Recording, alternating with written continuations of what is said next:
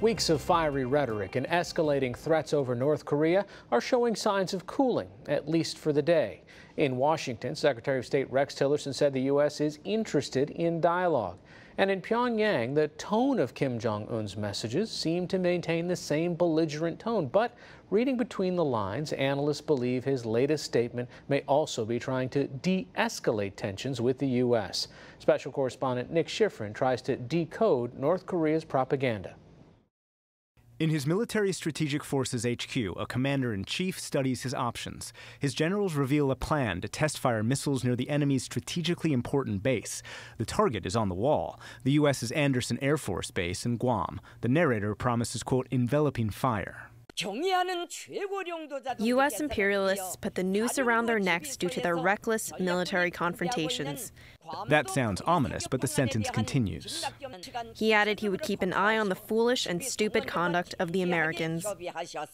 This was the signal that he's dialing things back again. For 33 years, Robert Carlin studied North Korea for the U.S. government. He visited the country more than 25 times, and he says Kim might be signaling he wants a diplomatic path. You can get distracted by language which really isn't important and read right over what's significant and how it's supposed to click together. Are we in a period like that now? I hope so. Often, the West focuses on North Korea's hyperbolic propaganda.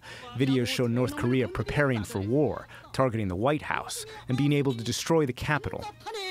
Propaganda aimed at children depict kids destroying a large-nosed U.S. soldier. Paintings in a Pyongyang museum depict a U.S. soldier pulling out a North Korean woman's tooth. Demonizing the U.S. helps an authoritarian regime rally its population. It might seem those rallies are preparations for conflict. But on the streets of Pyongyang, there is no crisis. So despite all the rhetoric, North Korea seems not to want war. They didn't go in alert. They didn't mobilize the population. There's a difference between policy and propaganda. Take the July 4th launch. Kim celebrated the North Korea's first ever launch of an intercontinental ballistic missile. And in a statement, he said North Korea would put, quote, neither its nukes nor its rockets on the table for negotiations unless hostile U.S. policy was terminated. Now, if you read that, it reads like a negative, but it's not a negative. It's actually, if you know the history of this stuff, it's actually a positive, because it's the first time Kim has publicly said, oh, incidentally, there is a possibility that these things would go on the table.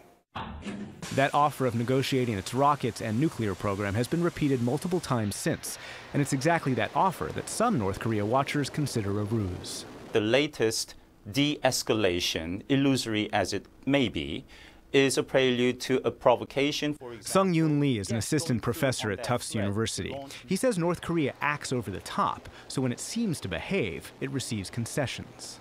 North Korea, in acting crazy or funny even, bizarre, I think achieves its strategic goal of getting the U.S. to take North Korea lightly, go back to damage control diplomacy for the sake of getting North Korea out of the headlines for a few months, and all along North Korea is able to advance its nuclear and missile capabilities. And all along, as the U.S. has been focusing on the military aspects, Kim has advanced North Korea's economy, and that has helped solidify his hold on power. If you look at the policies that he has followed since he came in over the last 6 years, they are not erratic. They are not crazy, and they are producing results. On organized and controlled trips, the government shows off prosperous businesses like catfish farms.